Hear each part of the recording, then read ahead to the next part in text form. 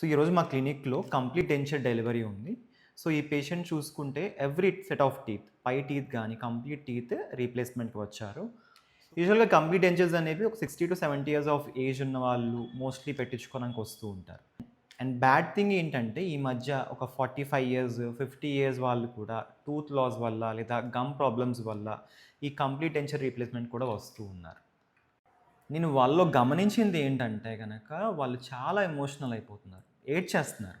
So, ఏమని చిన్న age అప్పుడు అనవసరంగా టూత్ పీకించుకున్నాము, లేదా సరైన కేర్ తీసుకోలేదు. గారపడడం వల్ల మా టూత్ అంతా లూజ్ అయిపోయినియి. ఆ సపోర్ట్ అంతా పోవడం వల్ల టూత్ లాస్ అయ్యాము అని చాలా బాధపడుతూ ఉంటారు. ఇక్కడ మెయిన్ ప్రాబ్లమ్ కేర్‌తో పాటు అవేర్‌నెస్ లేకపోవడం. సో, బేసిక్‌గా అవగాహన ఉంటే గనక వాళ్ళు సరైన కేర్ తీసుకుంటారు కదా! సో, కంపల్సరీ ఈ అవేర్‌నెస్, డెంటల్ అవేర్‌నెస్ అనేది చాలా చాలా ఇంపార్టెంట్. సో, ఫర్ ఎగ్జాంపుల్ మనకి టూత్ అనేది పాడవడం అనేది ఇనీషియల్‌గా స్టార్టింగ్ నుంచి ఒకేసారి కంప్లీట్‌గా మాయమైపోదు. So, initially it starts with చిన్న డీకేతో స్టార్ట్ అవుతుంది. స్లోగా కంప్లీట్ టూత్ అనేది లాస్ అవుతూ ఉంటాం. సో, అది ఇనీషియల్ స్టేజ్‌లోనే మనం ఏ ఫిల్లింగో, రూట్ కెనాల్ ట్రీట్మెంటో చేయించుకుంటే టూత్‌ని కంపల్సరీ సేవ్ చేస్తాం. చాలా వరకు ఇలా ఉన్నప్పుడు మనం టూత్ సేవ్ చేసుకోనట్లయితే గనక దీని అవసరం ఉండదు కదా!